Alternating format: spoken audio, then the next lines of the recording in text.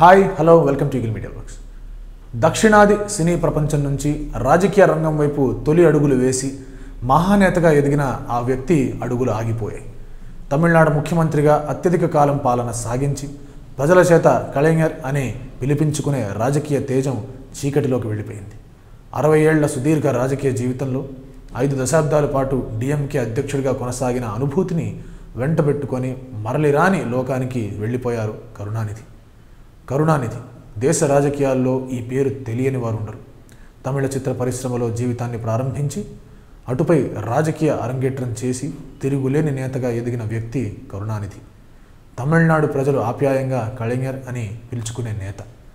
Karunanidhi 1924 June 3న Thanjavur జిల్లాలోని తిరుకవళైలో ఓ నాదస్వర విద్వాంసుల కుటుంబంలో జన్మించారు.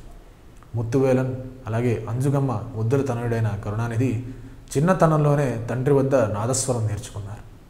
ఆయన అసలు పేరు దక్షిణామూర్తి. ఆయన స్వయం ప్రకటిత నాస్తికుడు కాబట్టి మతపరమైన పేరును మార్చుకొని కరుణానిధిగా పెట్టుకున్నారు. డిఎంకే పార్టీ పెట్టిన 2 ఏళ్లకే అన్నాదురై మరణించడంతో పార్టీ బాధ్యతలను తన భుజస్కంధాలపై ఎత్తుకున్నారు కరుణానిధి. అప్పటి నుంచి ఆయన తుదిశ్వాస విడిచే వరకు పార్టీ అధ్యక్షుడిగానే కొనసాగారు. ప్రాణ స్నేహితులుగా ఉండే కరుణానిధి ఎంజీఆర్ విడిపోయాక ఆయన ఒక్కరే పార్టీ భారాన్ని నెత్తినెక్కించుకొని పార్టీని ముందుకు నడిపిస్తూ వచ్చారు.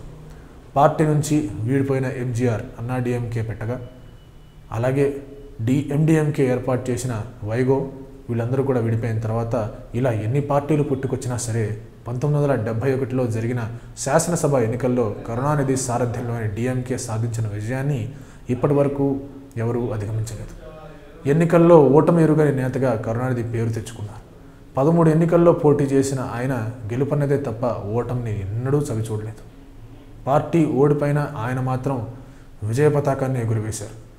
ద్రావిడ భావాజాలం, హేతువాద సిద్ధాంతాల పట్ల కరుణానిధికి ఉన్న నిబద్ధత, ఆయనకున్న వాక్పటిమ అలాగే రచన పాఠం కారణంగా అనాతి కాలంలోనే డిఎంకేలోని అగ్రశ్రేణి నాయకుల్లో ఒకరిగా ఆయన ఎదిగారు. ఉమ్మడి మద్రాసు రాష్ట్రం నుంచి సీమాంధ్ర ప్రాంతం విడిపోయిన అనంతరం తమిళనాడు శాసనసభకు జరిగిన ఎన్నికల్లో 1957లో తొలిసారి డిఎంకే రాష్ట్ర శాసనసభ ఎన్నికల్లో పోటీ చేసింది.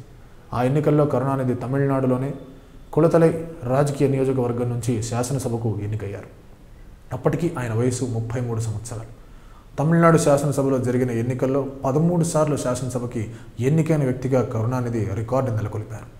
కరుణానిధి తొలిసారి తమిళనాడు ముఖ్యమంత్రిగా బాధ్యతలు చేపట్టినప్పుడు ఆయన వయసు 45 సంవత్సరాలు. 5 దశాబ్దాలుగా కరుణానిధి పార్టీకి అధ్యక్షుడిగా కొనసాగారు. ఆరోగ్య పరిస్థితి దృష్ట్యా చక్రాల కుర్చీకే పరిమితమైన రాజకీయాల నుంచి మాత్రం దూరం కాలేదు.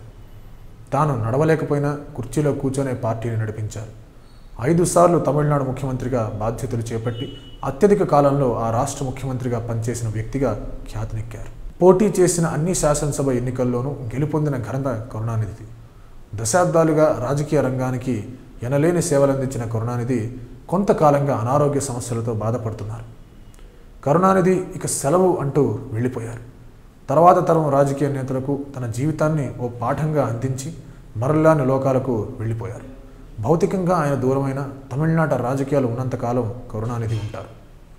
డిఎంకే అధినేత తమిళనాడు మాజీ ముఖ్యమంత్రి కరుణానిధి వాళ్ళ కన్ను మూశారు. కొన్ని రోజులుగా తమిళనాడు రాజధాని చెన్నైలోని కావేరీ ఆసుపత్రిలో చికిత్స పొందుతున్న ఆయన మంగళవారం సాయంత్రం ఇవాళ సాయంత్రం 6:10 తుదిశ్వాస విడిచారు. కరుణానిధి మృతి విషయం తెలియగానే పెద్ద ఎత్తున డిఎంకే కార్యకర్తలు అభిమానులు తరలివచ్చారు. ఆయన మృతి విషయం తెలియగానే అభిమానులు సొమసిలిపోయారు. ఆయన ఆరోగ్యం కావేరీ ఆసుపత్రి వైద్యుల ద్వారా ఎప్పటికప్పుడు హెల్త్ బులెటిన్ విడుదల చేస్తూ వస్తున్నారు. అలా తెలుసుకుంటూ ఉన్నారు అందరూ. 2 రోజులుగా ఆరోగ్యం క్షీణిస్తోందని తెలిపారు. కరుణ కిడ్నీ, లివర్కు ఇన్ఫెక్షన్ సోకినట్లు తెలిపారు. అలాగే వయోభారం కారణంగా చికిత్సకు శరీరం సహకరించడం లేదని కూడా డాక్టర్స్ చెప్పడం జరిగింది. ఆయన ఆరోగ్యం విషమంగా ఉందని తెలిపిన కొన్ని క్షణాలకే కార్యకర్తలు తరలివచ్చారు. 6:10 ఆయన ఈ లోకాన్ని మనల్ని విడిచి వెళ్ళిపోయారు. కరుణానిధి ఆత్మకు శాంతి చేకూర్చాలని మనస్ఫూర్తిగా కోరుకుందాం. Like and subscribe Eagle Media Works.